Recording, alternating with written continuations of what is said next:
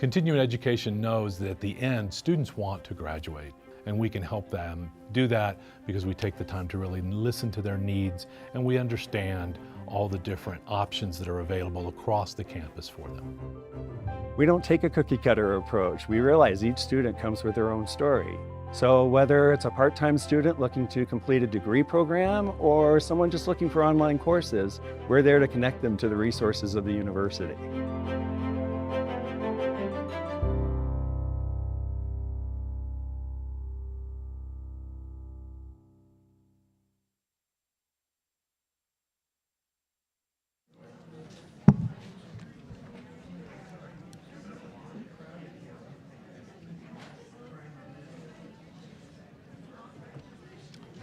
Oh, okay. We're supposed to start? Okay. Good afternoon, everyone. My name is Sarah Bexell, and I'll be the moderator for this session called Reshaping Education. I'm from a university just down the road, the University of Denver, where I'm a clinical associate professor in the Graduate School of Social Work, as well as the faculty director of our Center for Sustainability, which serves our whole campus. I'm very excited to be hosting this particular session. But before I get started, some business to move through. Today is Thursday, April 13th at 12:30 p.m. And again, the title of this session is Reshaping Education. To get started, I would like to acknowledge that Boulder is on the ancestral homelands and unceded territory of Indigenous peoples who have traversed, lived in, and stewarded lands in the Boulder Valley since time immemorial. Those Indigenous nations include the Apache, Arapaho, Cheyenne, Comanche, Pawnee, Shoshone, Sioux, and Ute. Another thing before we get started is that we want you all to have a lot of chances to ask questions. You've probably been in a few sessions already today, and the sessions are using a similar strategy. But anytime you do have a question, please just raise your hand, and one of the producers will come by with a note card and hand it to you. Then you can take your time writing out your question. Please write really clearly so that I can read it, and make it as to the point as you possibly can. Then raise your hand again, and producers will come around and bring that question card up to me. So now I'd like to do brief introductions of each of our panelists. Also know that these are brief, and you can look at the CWA website to learn more about each of the panelists. And of course, these days, you can Google them. So with that, let's start here with Wisdom, who is the National Director of the NAACP Youth and College Division, where he serves more than 700 youth councils who are involved in the fight for civil rights. Something really neat, there's a lot of neat things about Wisdom, is that in 2020 he was named Complex Life's one of 32 young activists who are changing the world. I also had a chance to ask Wisdom about some really cool stuff, and he is totally into bungee jumping and skydiving and is a self-professed adrenaline junkie. I also learned he's been on MSNBC and CNN, so this is Wisdom. And next on the list is David Orr down at the other end of the table, who is the Paul Sears Distinguished Professor of Environmental Studies and Politics, Emeritus at Oberlin College in Ohio. David is also the author of 8 books and, wait for it, 250 articles, reviews, and chapters. And in the circles I run in, I also know him as one of the most internationally acclaimed educators for sustainability. So that is David. Next is James Radlingleaf, who is Research Associate of Cooperative Institute Research Environmental Sciences, right here at UC Boulder, also fondly called CERES. Go Buffs. He is also the co-PI of the North Central Climate Adaptation Science Center. And his work focuses on developing programs at the interface of traditional ecological knowledge and Western science. He is also a member and citizen of the Rosebud Sioux Tribe.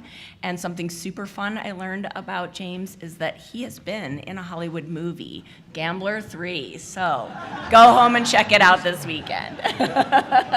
Our little touch with fame here today.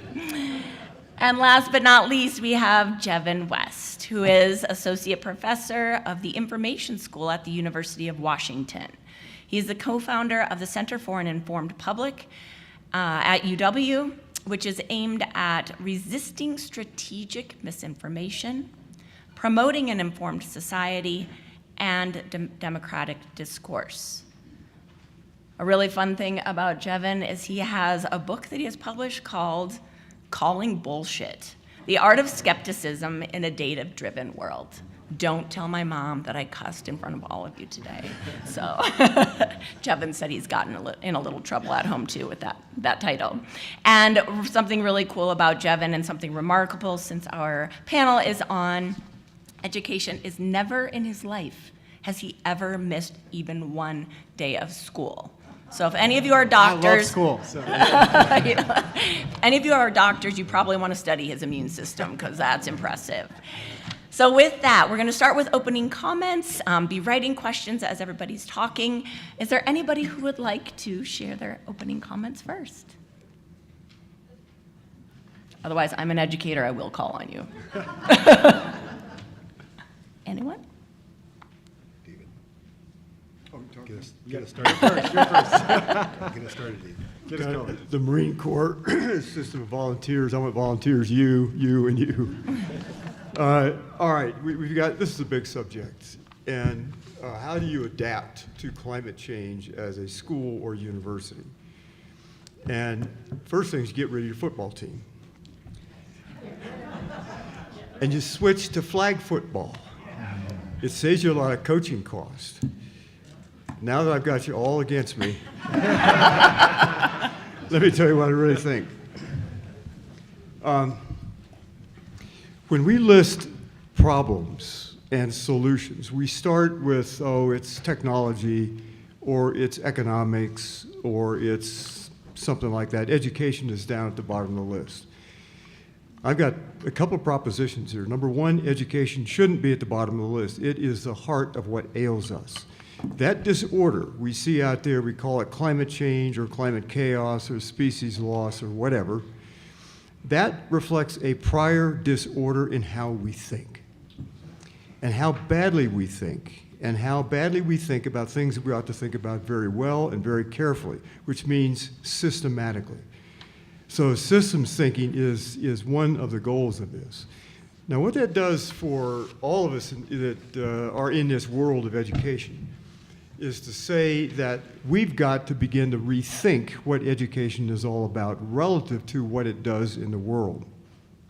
So if you're a student here, one of the things that you have to work out is what do you want to do with this one wild, crazy life that you have, as a poet famously put it.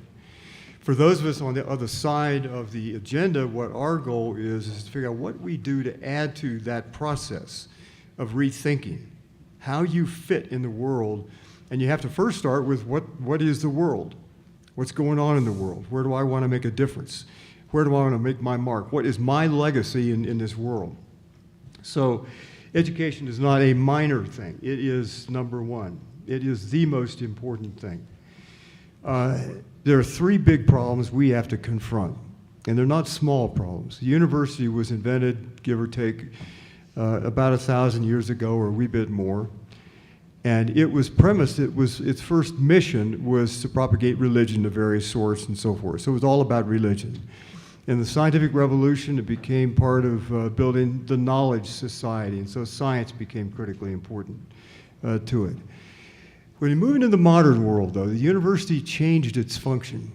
It became an adjunct to industrial society, the domination of nature. And so expanding the human realm in the world. And that wasn't all bad. It just was a mission that drove out all the other missions. And now we have to think about what does a university or colleges or public schools do relative to the survivability of the human race. How do we make ourselves, give ourselves tenure, as it were? And the first question there is, why do we deserve it? There's a famous Islamic tale called the Tale of the Jinn. And in the Tale of the Jinn, humanity is in the docket. And animals are given speech and sentience. They can think. And so eagles and marmots and wolves and buffalo are in the jury box. And I used to ask my students, if you were the attorney representing humanity in that particular scenario, what case could you make for us? And since I taught at Oberlin students are a fairly pessimistic bunch and so forth. And they say, well, there's no case you can make. And that is an answer. And then you think about it more deeply. I mean, we've done things that are absolutely majestic. I mean, think of your favorite poet or writer or musician and so forth. We deserve to be sustained, but if we knew why we deserve to be sustained, we would know better how to go about that process and what to do. And so the first thing about education is to rethink what we want to educe from students. What is it we want to bring forth from students? I want to say one more thing. I work now at Arizona State University as something called a professor of practice. My granddaughter looked at me when I told her that, and she said, "Granddad, you're really too old to be practicing. You ought to actually do something now." And then she said, "Before it's too late." She is no longer in the family will. But as professor of practice at Arizona State, what we're aiming to do there and elsewhere, including some Colorado institutions, is to set a mission statement that reflects the reality of our situation. So start with this. Number one, no student, whatever their major, can graduate from University of Colorado without knowing what planet they're on and how it works as a physical system. So if you're a lawyer or going to business or whatever, you have to understand Earth system science. Number two, you have to understand democracy and why it's important. This amazing gift that was fought for eons. You have to have a basic understanding of why we, the people, in all our various diversities and forms and so forth, why we matter, and why we ought to have a say in how we're governed, and by whom, and to what purposes. Thirdly, no student should graduate without understanding how these two things are linked. They're flip sides of the same coin. The climate chaos around us isn't a matter of our technology failed. That didn't happen. It's not even a matter of economics. It was a matter of our politics. They were corrupted. The previous panel mentioned, Citizens United and the subsidies that we give oil business and so forth. This was not an accident. This was working out of the rules of the system set up around fossil fuels. Now, the last thing is this. Begin to think about a university, and there are roughly 10 or 11 functions of universities, all the way from education, of courses, all the way out to alumni affairs. And I'll start with alumni affairs. Imagine, since CWA is largely driven, I guess, or organized by you alums, imagine organizing alumni from every college and university in the country around climate change and what we do about it and how we build a survivable future or a thrivable future even for our great-grandchildren and beyond. That is a lot of brain power, that's a lot of experience, that's a lot of money, that's a lot of wisdom. Imagine harnessing 5% or 10% of the alums, or maybe 20%, or maybe just get all the AARP people to join and fight for a survivable future. But think of those functions, and if we in higher education could better deploy those functions around the basic principles of sustainability, justice, fairness, and decency over the long term, we might have a chance of turning this around. So the last thing I'll say is this. In the public eye, education is 6th, 8th, 9th, 10th on the list of the critical things we have to do. I say it's number one. We face a crisis in how we think. That has to be changed. All that chaos out there reflects an internal chaos between our ears. We need to improve that. So if we can do that, we have a fighting chance of building a decent, survivable, sustainable, beautiful future. If we can't, I don't think that we will. Thank you.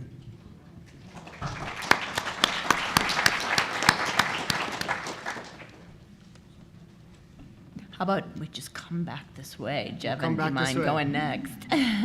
That's going to be tough to follow. I believe so much in what was just said, and I'll actually just really underscore the importance of education. Clearly, we're biased a little bit because most of us have a large foot in education, but I think a lot about this issue of misinformation and how it affects everything that we're doing when it comes to climate policies and population health and economic, a lot of the economic challenges that we see around the world. And we can't get those things solved if we can't address misinformation. And in our center, I get a lot of credit for bringing in big NSF grants and NIH grants to study these things. And you get a lot of the attention around the books you write and the research papers you write and the policies you influence, but nothing is more important than the work that we do as educators on campus and in the public.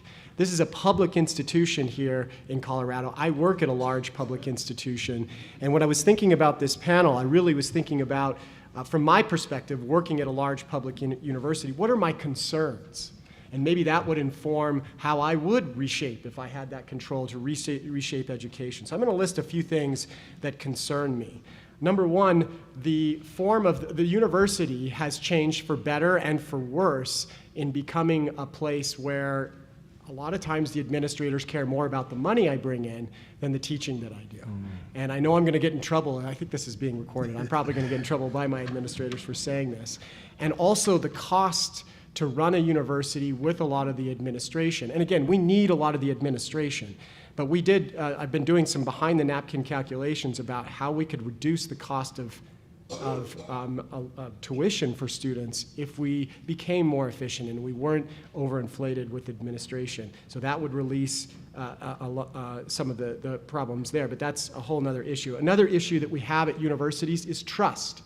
Not amongst this group. You guys self-selected to come here and be a part of this conversation over the next couple of years, but I'm talking about the rest of the United States and the rest of the world.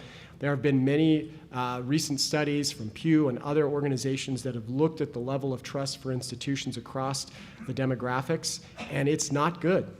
We have a big trust issue, and we need to engage in the public exactly how we are in this particular meeting. And one of the things that I'd love to see more in a world that's, where we're overwhelmed with information and we're all learning, is to do more intergenerational learning, exactly what we're doing here. So we have at our university, and I know they have it here and at most public universities, the ability for students we call them access students, so they can be citizens of the state of Washington, where I'm at, and they can take classes. And I've been allowing more and more access students into my classroom to work with the 20-year-olds and the 19-year-olds, and I have seen some of the most amazing opportunities of learning with that kind of intergenerational learning. I'd love to see more of that. We have to address another big concern is technology. I'm going to a conference right after this on the effects of isolation on society, and we're seeing that with students. We're seeing rises in mental health, a mental health crisis, and I really think that technology can help us in many ways, but it's becoming a problem too. I think a lot of students that were in the pandemic times would still want to be in their pajamas taking, courses, but we have to bring them back in person. I think that's a big thing in thinking about sort of reshaping education. And of course, we have these new technologies that are changing how I do things in my classroom. ChatGPT has really upended a lot of the ways in which I teach, at least writing in my course. But I've kind of leaned into it because students are going to be using it outside of the university, and so I allow them to use ChatGPT as long as they let me know that they're using it, even on tests. And I'm learning a lot. I'm learning that I haven't written a lot of good questions in the past, and I need those to be fixed.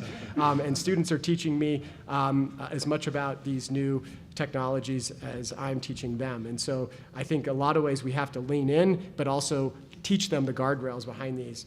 And then also I think one of the most important byproducts or products of the education process, and this is cliche and it's been repeated for centuries, but it's the critical thinking aspect. And I think when I look across our course content, I think there's so many courses that aren't providing that element. Of course, I teach critical thinking, so that's something I care a lot about, but the way that things change so fast in society, we need to be teaching students how to think, not always just what to think. And so, the other thing is to harness students' passions. I think we sort of come up with curriculum and we sort of set it in stone, and it's really hard to shake it. We need to be able to make it more flexible so that students, when they're really passionate about issues around climate or around population health, we can figure out ways to run with it. So I'll give you one example of things that we're doing to change our curriculum. We lead what are called directed research groups now. At these institutions like Colorado and my university, University of Washington, we're known for our research.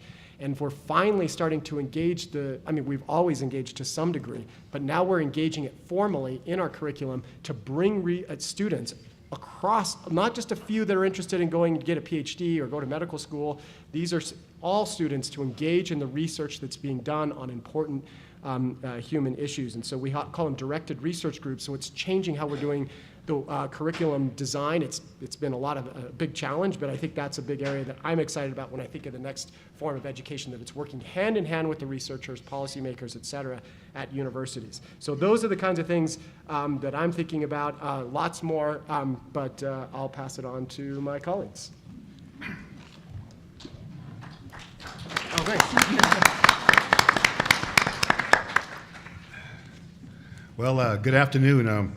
I want to begin by introducing myself in my Lakota language. So we say, when we come before a group like this, we say, "How mi dakiapi, chante washte na pe chuzapalo." James Rowling-Leaf Machapi na su chango Lakota uyate hamataha. I greet you from my heart with a handshake, and I am known as James Rowling-Leaf, and I am from the Rosebud tribe. You know, when I was walking to the campus, you guys need better parking here. Even though I'm from here, but I'm not really from here. But I was walking under that walkway of Broadway, and saw these guys over there in the corner there. You probably see all these guys there on the corner there, and somebody yelled up to me and said, "How kola? How kola?" He said to me. I didn't know who said it. I was walking to get here, but to me, it's always interesting where I go and what I hear and what I see. As an Indigenous person, for the last few years, I've had tremendous opportunities to travel and to speak on the things we're talking about today. And so I want to talk a little bit about the work that I'm doing here at the university, which I'm very proud of.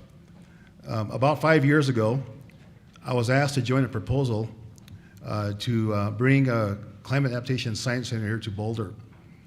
And one of the rising stars, if you will, of this campus is a lady named Dr. Jennifer Balch. And she called me on the phone one time, didn't know her, and it was a voicemail, and the prefix was 202.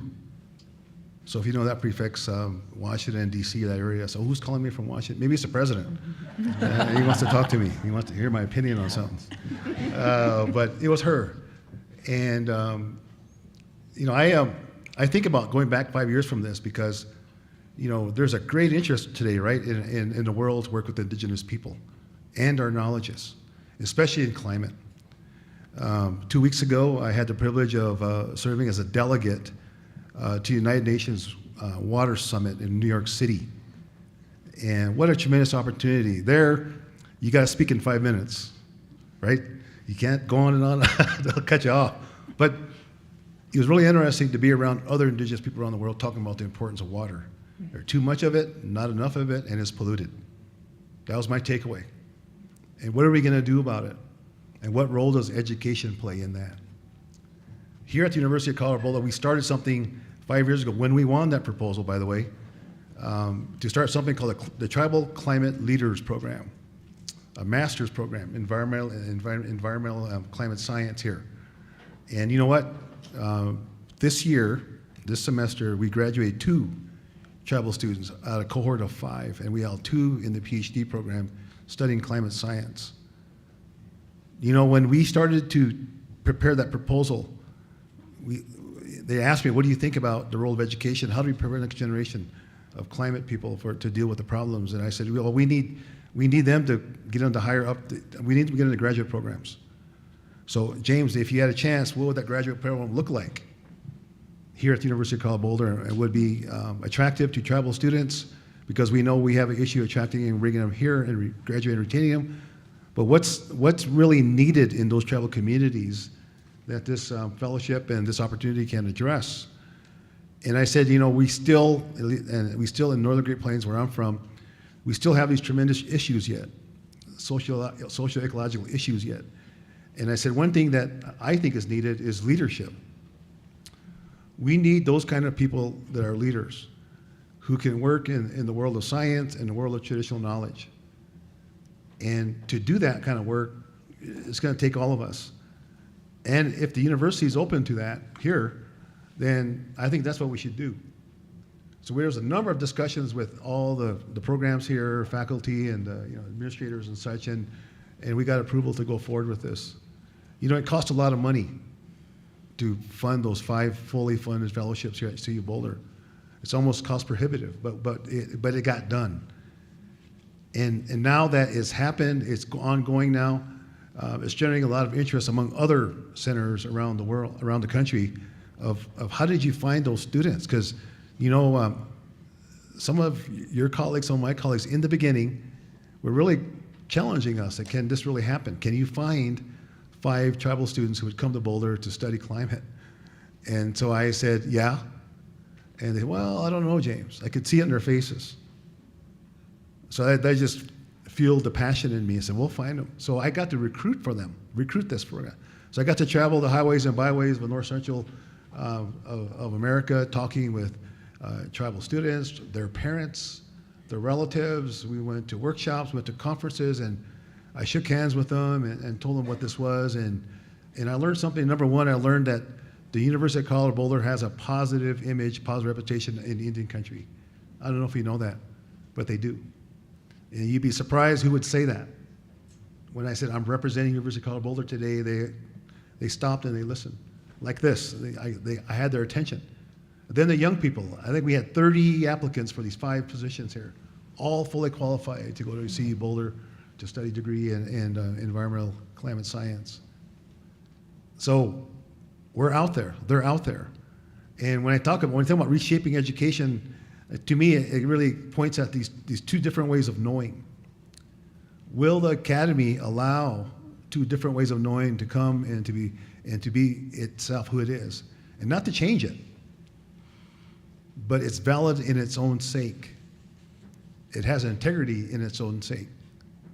And so when we speak on these things to students, we speak to faculty, we talk to funders and philanthropy, that's a lot of work I do, is we talk about what institutions are in place now that are open to these kind of ideas, these kind of curricula, these kind of research projects that will allow Indigenous people to be who they are. Because those students brought that to this program. And I'll wrap up with one story here. So one of the graduate students, I sat on their committee. And when he had to defend his thesis, I got to see his research. And tremendous young man, a lot of responsibility. He's got a family and he's got a responsibility in his community back in South Dakota. But he laid out his research program, and it was a tremendous project. And he was really looking at the climate impacts on Teepsala, which is a prairie turnip. It's very important to our culture. And he was talking about the importance of understanding how we're going to protect our cultural heritage and cultural resources in this time of a changing climate. And he started it. I said, what was your experience like working in your tribal community for them to understand what you're doing? Because as you know, in the past, and maybe even today, research has not really been into American Indian people. So we're trying to change that. We're trying to develop new policies and procedures that will bring value, will bring benefits to tribal communities, not just to researcher. So here we are, this freshly minted graduate student from CU Boulder, telling us about the importance of climate data, the importance of Western science, but just as important, his traditional way of knowing. And he brought that knowledge, brought that experience, and brought that project to us in a good way. And I'm seeing progress. I'm seeing a university as big as this university begin to consider.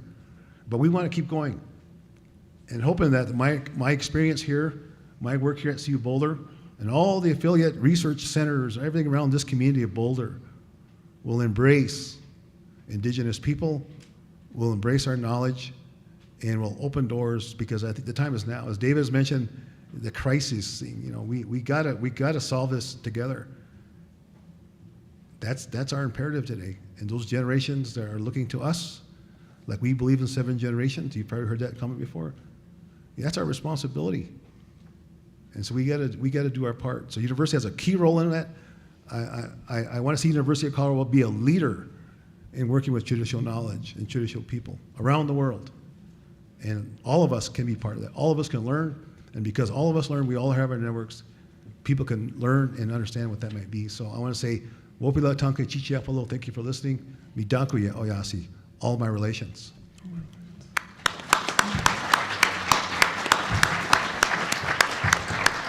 Good afternoon. I need a little call and response. Good afternoon. Good afternoon. It's great to be back here in Boulder. I want to thank CWA for bringing me back. Last year I had a phenomenal time. Really quickly, I want to shout out James Bailey in the back for hosting me again at his house. Let's give a round of applause for him. Super happy to just be a part of this community and continue this conversation.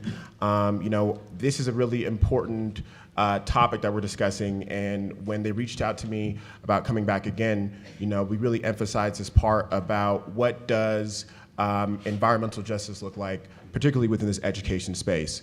So if we can all repeat after me. Environmental justice, is racial justice. Is racial justice. And racial justice, is environmental justice. environmental justice. That is a key piece that we have to keep in the foundation of this conversation as we think about reshaping education. I'd like to start with a quote from Malcolm X that says, "Education is the passport to tomorrow for those who prepare for it today." Education is so critical to the climate justice movement, and something that I really focus on within the space I'm in is how do we give access to young Black organizers and activists and student leaders to the climate justice space, because oftentimes we don't see many people of color in those spaces, even though those are the people who are most impacted by the policies and the impacts that these things happen across the nation. Just a little about my own background. I was born in Nigeria, moved to the States in 1995, lived in New York for a little bit, and then grew up in California. And the first time that I ever heard about sustainability was my freshman year in college. Right? They had a whole seminar about what to do in terms of recycling, understanding sustainability, and not even knowing that in my own community, I was practicing this by saving plastic bags underneath in my trash can, right? And reusing those every time we went to the store. And so even small things like that, and making sure that folks understand the ways in which we've already been practicing sustainability, but increasing those practices is absolutely essential. When we think about reshaping education, again, the number one I think about is access, right? Oftentimes there's so many barriers to education for young people of color, and to enter in this conversation. We have to think about how we are tearing down those barriers and starting anew.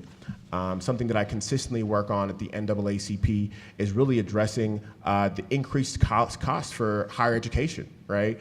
Something that we've been on the forefront currently is about the movement to cancel student debt. This idea that folks said was impossible to happen is a #1 talking point in Washington, D.C. that folks are actually considering, and is now at the highest court in the nation. The Supreme Court will be making a decision about it in June. In addition, we're seeing attacks on campus safety. We just saw this in Michigan where three young people were murdered because folks were allowed to come on campus and there was no protocol in place to ensure that young people were safe. And so this idea of we're sending young people to these institutions of higher education, even in our K-12 schools, and folks are not being protected. We're talking about even the access to the right content and material, right? We see this happening out of Florida where they're taking away our access to African American studies, and there are 25 bills and legislations around the country also trying to do the same thing. We have a serious problem on our hands. We are under attack. So the question is, what are we going to do about it? How are we going to increase access? How are we going to tear down these barriers? And how are we going to make sure that we are being attentive to who's in the room, right? The part of the work that I really am interested in doing and thinking about is, as some of my fellow colleagues talked about, is how are we really addressing these key issues that are impacting us? Someone earlier talked about the digital divide, right?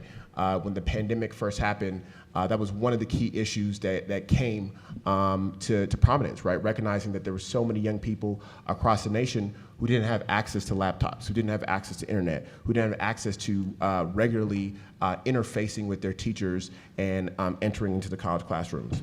When we're talking about higher ed, right? We're talking about recruitment and retention, right? What are we doing to ensure that we are recruiting Black students and retaining them in our institutions, right? It's one thing to make sure that you're opening your doors and saying that you are an institution that supports diversity, equity, and inclusion. There's another thing to say that we are doing everything in our power to retain these young people and make sure that they stay here and feel safe in a climate that supports them and their culture. And that all comes down really to the type of curriculum that we are teaching in the classroom. Just as my colleagues have talked about, what are we really teaching people to think about, right? Oftentimes we are going through some of the archaic structures and we haven't reinvented the wheel in quite some time. And so I really hope that in this moment in time that we're taking some time to really rethink what we're teaching, right? How are we ensuring that young people are being prepared for the jobs of the future? Something that I am consistently involved in DC is what are we messaging to the local communities about the changes that are happening, right? The IRA, the Inflation Reduction Act, which is supposed to be the biggest climate investment in US history, right? Half the population doesn't even know about it or really understand it, right? They hear that title and it's like, what does this actually mean? And so making sure, and I tell them this all the time, that the White House has a messaging problem, right? That we are saying these things and saying these big words and all these things, but not making sure that people who are most impacted by it actually understand what's going on and can do something about it. And so really, when we're thinking about the work moving forward, a lot of folks, we've talked about the idea of critical thinking. And something that I consistently see when I interact with professors, when I interact with people in higher ed, is that young people don't necessarily know how to apply the knowledge in the classroom, right? They may be good at test taking, they may be good at writing the papers and essays, but what does that really look like in the real world? And so the question I consistently ask is, what are we doing? I think critical thinking happens when we give people the opportunity to practice advocacy in action. What does that actually look like? When I was a teacher in San Francisco, I taught math, science, and African American studies. And part of the work that I was doing was making sure that my students understood environmental racism, right? What was actually happening and impacting them in the city of San Francisco. Most of my students, suffered from asthma. Most of my students had brothers or sisters that also had asthma, and recognizing that they were also living in food deserts, right, where they didn't have access to the right food sources. There was multiple liquor stores in their communities, but there wasn't a grocery store for miles. And if there was, the produce and the food was multiple days old, right? And so I think it's really important for young people to be able to analyze their lived experience, analyze where they're coming from, and take it from a perspective where they're pushing for advocacy, right? In the city of San Francisco, there was literal legislation that says certain trucks can only go through Black communities, while as for white communities, they're not allowed to go through, right? There's literally legislation happening against our bodies, against our future, and it's important for us to be a part of that process and to ensure that our young people know how to maneuver that system. And so as we're rethinking curriculum, as we're rethinking access, as we're rethinking the ways in which people are entering into education, either through the K through 12 model or higher education, we have to make sure we're asking these important questions and making sure that folks are actually having the opportunity to practice their advocacy in action.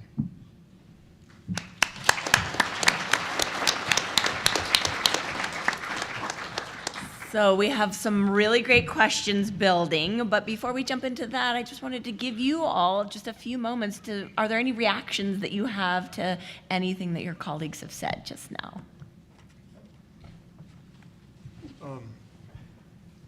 To follow on Wisdom's comment, I think there's something that runs through all the comments of the panelists, my fellow panelists here. Several years ago, we did a conference on the state of American democracy, and the closing speaker was William Barber, the great African-American preacher and the founder of the Poor People's Movement. And he ended by saying that our ideas are too puny for our circumstances. And that stuck with me. And all of my colleagues on the panel here are talking about big ideas, not puny ideas: justice, fairness, decency. And James mentioned that there are two ways of knowing, I think, is really critically important. Some of those big ideas that we need to master and develop are on the other side of that scientific divide. It means they're not scientific. It's just science that's seen the world in a different way. Rigor has lots of different forms, as James said. And I think that the call here for the university is to step up to a world where we get out of those little boxes. So I talked about structural problems and disciplinary concerns. Most of our incentive structures pull us inward. They're centripetal, not centrifugal. They pull us into a small conversation about highly technical things. And I'm not against technical things, but now the conversation, if we're going to save the planet, if climate change is going to be the mission of this next generation, we have to be beyond just the technicalities of how to do it, but why to do it, what that means, and how to integrate justice and fairness and decency in what we do.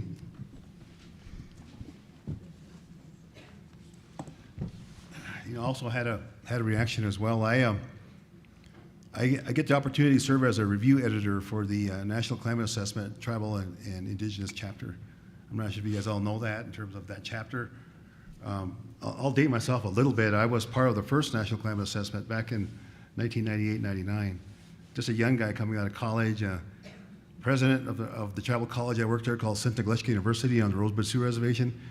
Handed me a letter saying there's something called a National Climate Assessment, and James, you got a science background, so I want you to go. So I sat in a room in Atlanta, Georgia, and sat in the back, and I felt like I was drinking from a fire hose. And what I remember about that meeting was that there were two big discussions: the Hadley model versus the Canadian model. Which one's better, or which one's more effective? Which one should we use? So I walked out of that meeting and thinking I was one of the few Native American people there, and wondering what is this all about? And now I look back 20-some years later now, being part of this NCA 5, and we were in a big room like this in Washington, D.C. last week, and the director of the whole program for NCA said and told the authors, all the authors for the national assessment, that there has to be, or strongly encourage, the importance of what my brother here said about environmental justice in those chapters. Not just the tribal chapter, not just in the other chapters, but all the chapters. So I'm thinking, listening to that, what does that mean? Is this progress in terms of those of us from the tribal nations, for instance, who are disproportionately affected by climate change, and then have the least resistance or the least resilience to deal with those kind of things? How would I talk about that discussion with my elder? I'm really glad the elders are right here in front. Can I call you guys elders? Especially you, sir. Yes, he says yes. And that's my job. That's my role in some way, is to be a communicator of these things to my community, so that they all can't go to Washington, D.C. They all can't be part of the NCA. But again, that's what role do we play in all that? And I think in some ways, to James, are you feeling better or more positive about NCA, what you heard there and what you learned there? And I guess as I get older, I'm becoming a little bit more pragmatic. I am hopeful in a sense that that I'm a grandfather now for the first time. And I look at I have a grandson and a granddaughter, and I look at them and I see them and I say, what world are they going to go into? And all your grandchildren. I just don't think about I think about your grandchildren. And that's an indigenous value. We just don't think about our own. We think about all humanity. And that the thing that I haven't heard yet, what role does spirituality play in all this? This work we're talking about, reshaping education. So I'll leave it there. Thank you. On the spiritual piece, a couple years back, somebody introduced me to the idea or the study of ethnobotany, right? And recognizing our relationships with plants and the way in which we grow. And so I think that's something that we need to dive into more because it's definitely part of that ethos. So I appreciate you bringing it up. I was going to start with the first question that came in, but because this is what we're talking about right now, James, you might like this question. No global religion addresses ecological understanding with the appropriate emotions, as does Native American religious practices. How can this knowledge and wisdom be handed to other world religions through education? Is that for me? That's for you. Uh-oh. Well, you ask hard questions here at Boulder. They're all hard, so sorry. Very hard. Well, that's good, though. You're making us think and acknowledge our biases and Not puny. that's the word, right? We're not puny here. No, no, I do appreciate that, and it is a challenging question for me. I'm going into this new activity now here with our government here.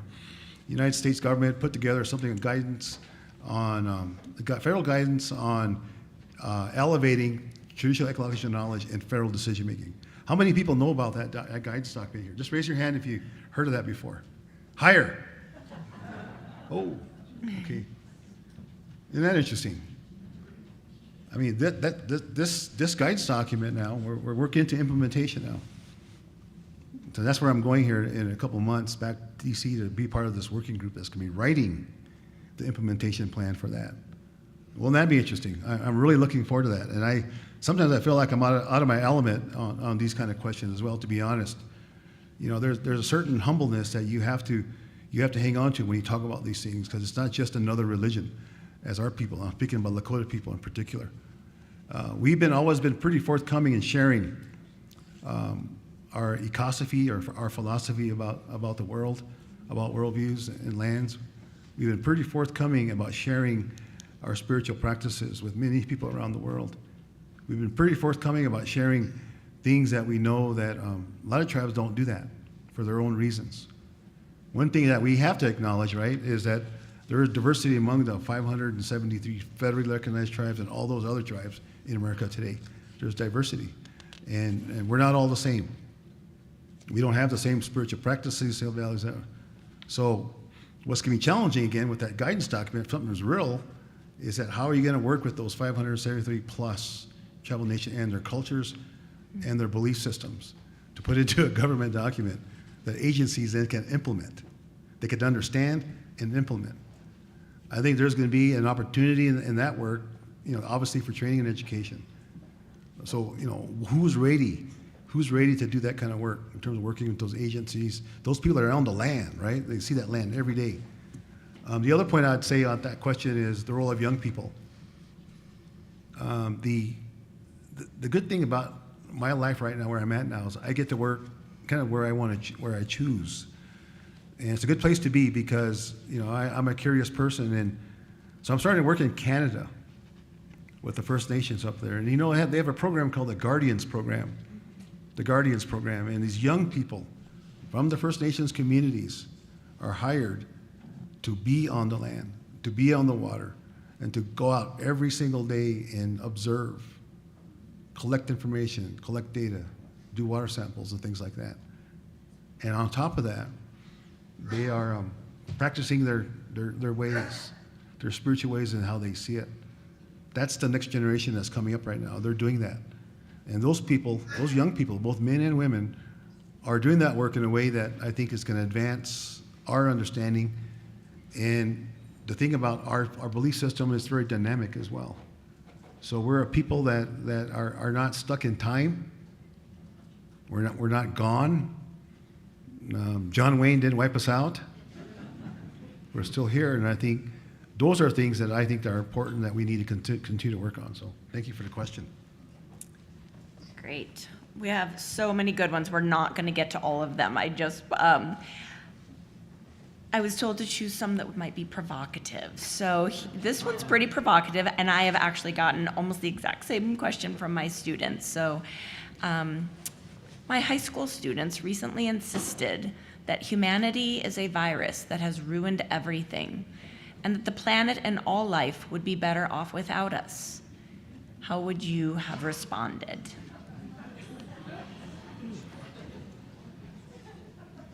You started to speak to this, David, I think. That's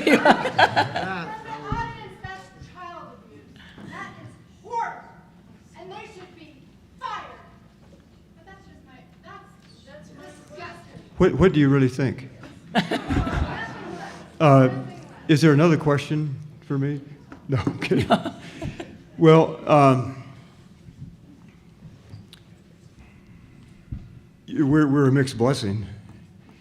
And I think the previous panel in this room got into this issue of whether they're optimistic or pessimistic. And I don't find that particular polarization very helpful.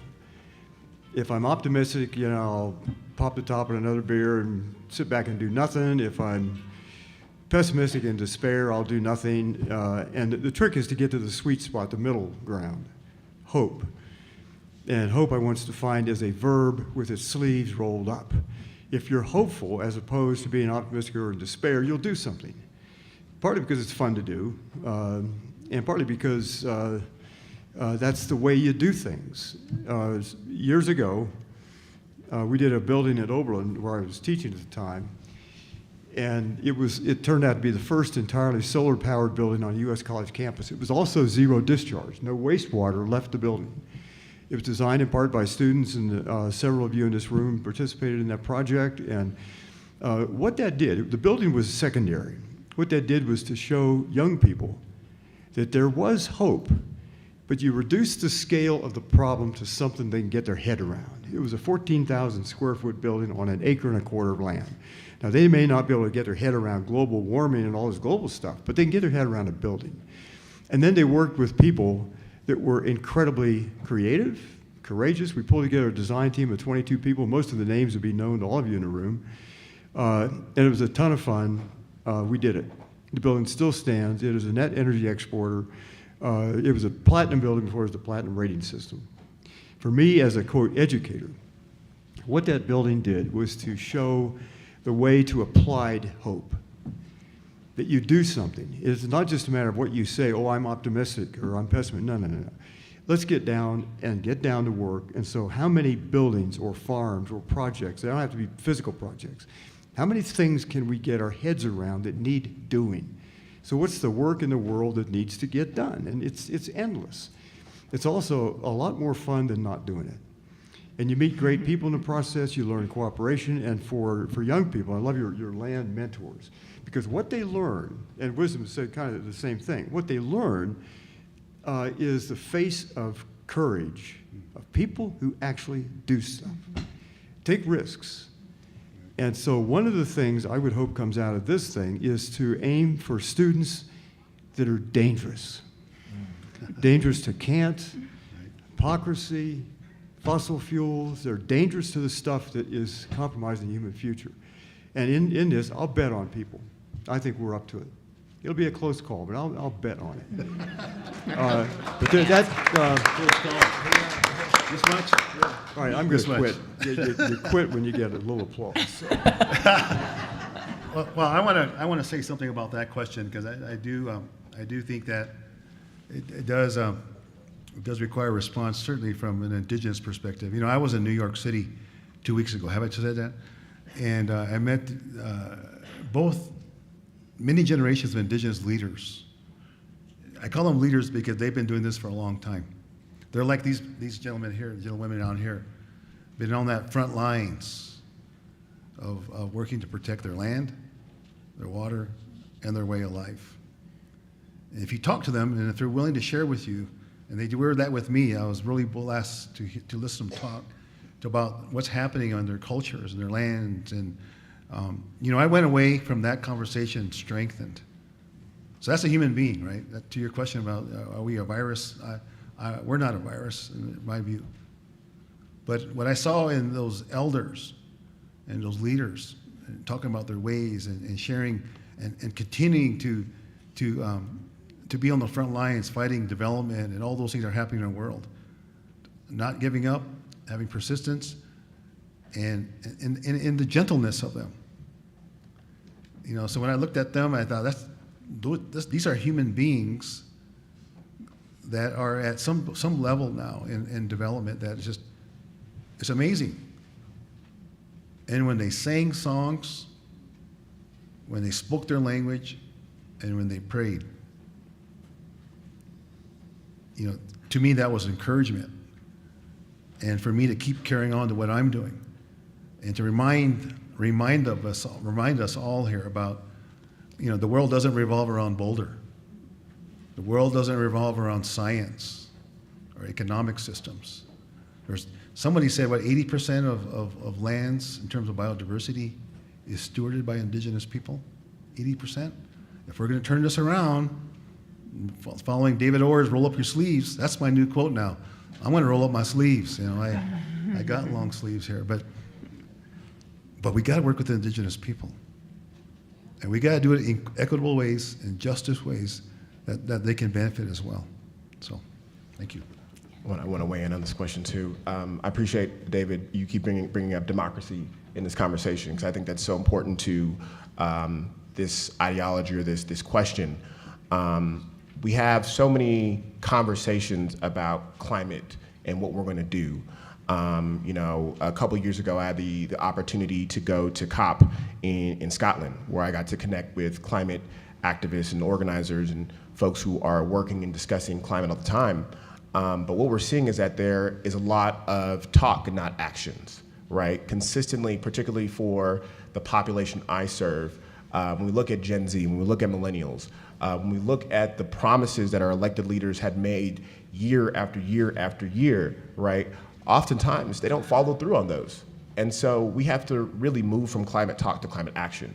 You got to put your money where your mouth is. You have to, as we've said, roll up your sleeves. You have to actually do that work. We have the capability, we have the opportunity, we have the intellectual, you know, prowess to actually make a difference. The question is, do we actually really believe in the future? When I think about Gen Z and I think about elections and I think about democracy, you know, in the upcoming years, thinking the 2028 presidential election, the 2032, right? Climate change, climate action is going to be the #1 priority issue for that population. And if you're not talking or actually doing something about it, not just coming into our communities a couple weeks before the election, making promises, what is your policy? What is your plan? How you execute? Because if not, I'm coming to your door and I'm following up with you. I'm making sure that you follow through on those promises, because we need that, right? We're at a critical place in time where we've been talking for this for too long, right? We have the opportunity to make real investments in this. You know, there are a plethora of green new jobs that are going to be coming into our economy. We need to be training the next generation of young people to fulfill these jobs. But again, it comes back to access, right? You can't access the climate justice space if you haven't been incorporated into it, if it's not in your curriculum, if it's not something that is a part of your day-to-day conversations, right? I imagine a world where young people are consistently conversing in this, discussing this, activating this. And it's really important that we give them the opportunity to do that. And so when we think about, you know, our current and future generations, we really have to make sure that we are following up with our elected leaders to ensure that they have a real investment, not just for now, but for the future. Awesome. Yeah. I wrote down a lot of what you just said, Wisdom, and I have another question that follows up perfectly on this, and I had you pegged as somebody who might want to take this one on. It's a hot topic right now, and then Jevin, I'm coming for you next, because we got a lot on AI coming, a lot on AI. So, Wisdom, what message does a university send to its students when they invest in fossil fuels? Not a good one. I think it's important for, we've been having these conversations with universities about how do universities weigh the opinions, right? Oftentimes universities have an advisory council, or they work with the student body or the student government when they're making these decisions. And oftentimes, and we actually saw this at Howard University a couple of years ago when they were having a housing situation and crisis, and they basically forbade, you know, the young people from speaking out about what was happening in those closed door meetings. And so I think it's absolutely important when universities are having these discussions that young people are involved with it, but I don't think it sends a message because we know that there's so many lies that these fossil fuel companies tell us each and every single day. It's important for us to really expose the myths, expose the lies, and make sure that we are fully aware of the decisions that we're making, right? I think that when young people are a part of the process, we're able to make a decision that is not just best for now. Because I think sometimes we're really short-sighted when we're making financial decisions about where we're investing in. Something I had the privilege and opportunity to be a part of when I was a student organizer in California was the UC's divestment from Wells Fargo, right? This was right before all the predatory lending came out and all that information, and we advocated and fought and went back and forth with the UC president, and we got them to divest, and when all the information came out, they didn't even thank us. They're not even like, oh, like without y'all, like we would still be on the hook for this. And so I think it's really important that young people be a part of it, and if we're being kept out of those rooms, that we continue to fight, right? Everything is about the right tactics and tools, right? Sometimes it's a conversation. Sometimes it's a meeting with a university president. But sometimes you got to escalate. Sometimes you got to sit in. Sometimes you got to sleep out. Sometimes you got to boycott. Sometimes you got to walk out, especially when these institutions aren't serving us for our future. Thank you. So moving on to, and we are running low on time. I got the 10-minute warning. So we have 3 questions related to AI. So I'll kind of blend them all together if that's okay. What role do you think AI and AGI will play on the future of education in general and higher in education in particular? Will robots be teaching our kids? And how will education adapt to job loss as AI replaces workers in many fields? So those are questions that I'm thinking about almost every day now. So thanks for the questions. First of all, we're not at AGI level. This is for those that have been hearing debates online. We haven't reached that for sure. I think what we have is technology. If you've looked at these chatbots, is a technology that's great at fluency. It looks like it's been written by humans. But it's not the same. It's very, very different, and I think that confusion is leading to all sorts of hype and billions and billions and billions of dollars being invested in this technology right now so that you could have a technology write your thank you letters instead. So this is imagine if we invested billions and billions of dollars into some of these issues around climate that we've talked about, or some of these issues around some of these social issues. I think would be a good investment, but that's where the money is going. It is here to stay, unfortunately. I'm actually a pretty strong critic of some of these technologies. I think, these chatbots in particular, the things that scare me the most is that they can bullshit at scale. So a lot of my students say, well, would you get rid of a calculator? It's just like a calculator. Well, would you use a calculator that's wrong 20% of the time? I'm not sure I would. And so this is the kind of technology that we're at, and being able to scale these and flood our public commentary when it comes to democratic discussions, its ability to be put in the hands of authoritarian governments that can do the kinds of things. This very much scares me, and we're seeing it. Actually, these are the things that we're studying right now. And so students ask me, in what ways can it be used in education? I think there probably are some ways it can help people free themselves from writer's block. It can help them sort of, find summaries, but they need to know what the guardrails are. They also need to know that it's incredibly expensive to our environment. So there's a whole new area growing in sort of called green AI, which is dealing with this challenge of the cost of, trying to solve the blockchain and dealing with the cost of cryptocurrency and the cost now of these chatbots. There was an interesting analysis that was done recently looking at the cost per query right now in the old-fashioned, it's already called old-fashioned, Google search query. So if you search something, there is a cost. You can actually figure out what the cost is by going and looking at all the amount of data and machinery, computational machinery that's needed to make that query land on your laptop. Now, in order for these chatbots to do what they do, it's almost an order of magnitude, if not orders of magnitude more expensive. I don't know the exact amount, but it's incredibly expensive to do that. So there's these kinds of costs. But the cost that I'm most concerned about when it comes to technology is also taking away a student's chance to think about something. When we have students write essays, it's not even about the output, honestly. It's about teaching them to think. And if you have chatbots, what students are using it, like I said, I allowed it in my classroom and many, many students used it. That's a concern to me, that it takes away that ability to think. So the technology certainly scares me. Here's one other thing. I could talk about it ad nauseum, but I'll just say one other thing, is that we can't reverse engineer the problems. That to me is a huge concern. So if we find that it becomes, we know that these bots have these racist tendencies, they're biased, they have we've seen many, many, many examples, we'll see more. And what happens now is you put a Band-Aid on it. I know, because I teach classes in machine learning, that with these large language models, you can't go back and see, well, where did that come from? Now they're pretending right now, because they're getting a lot of criticism for not having references and sources for those summaries on these chatbots. The problem is that those are done ad hoc, or sort of post hoc. They're done after the case, which is even worse to me, because now it looks like an official summary with official references. It looks like an official document, almost like it came from a research lab at a university like this. That to me is even more concerning, and that's one of the core definitions of a bullshitter. Look like you're an expert, but have no allegiance to truth. All right, so.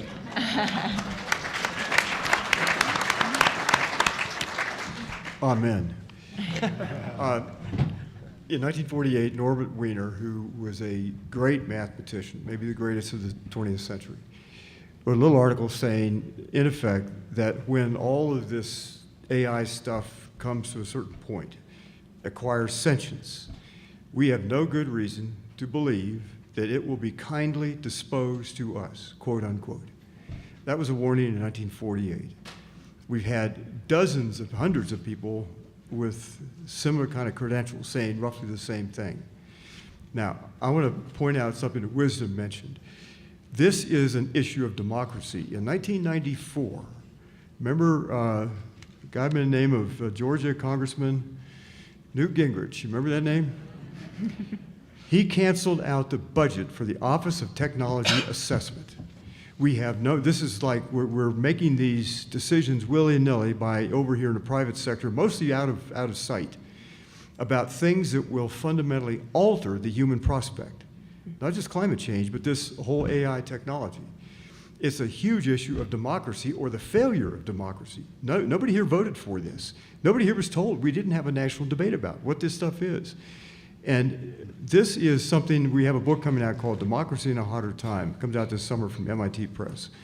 One of the essays in the book is called deals with the issue of no innovation without representation. Let's talk about this stuff before we cross the threshold of the irrevocable and we can't go back. Let's talk, let's have a conversation, because this is one of those this is not like inventing a better drug to cure your headache or whatever. This is a fundamental alteration in truth. And the way we deal with knowledge and information and so forth, and it risks, our humanity is at risk on this. We've had no national debate and dialogue about it. So anyway, I'll let it go at that. I'll just add one point We that have adds 30 as seconds, just so you okay, just know. as a third, as an accelerant for this. So in the Seattle area, where I live, there's been a lot of tech layoffs, and there have been groups that have been looking at where those where the layoffs are coming from. And one of the common groups that gets released last, which is not representation, but it is at least groups that are sort of looking at the safety and the ethics behind these kinds of things, are the ones getting chopped first. And so this is a technology that really could lead to all sorts of negative worlds that we could imagine, and those are the kinds of things that are getting laid off. And so it really concerns me, and I really like this idea of representation when it comes to this kind of technology. With that, we do have to close. Let's please give our wonderful speakers a round of applause. Yeah, me too. Oh my gosh, I was trying to quote every quote. And I'm guessing they'll hang out for a few minutes if you have follow-up questions. I'm sorry I didn't get to all of them. I'm going to DC. Spicy questions.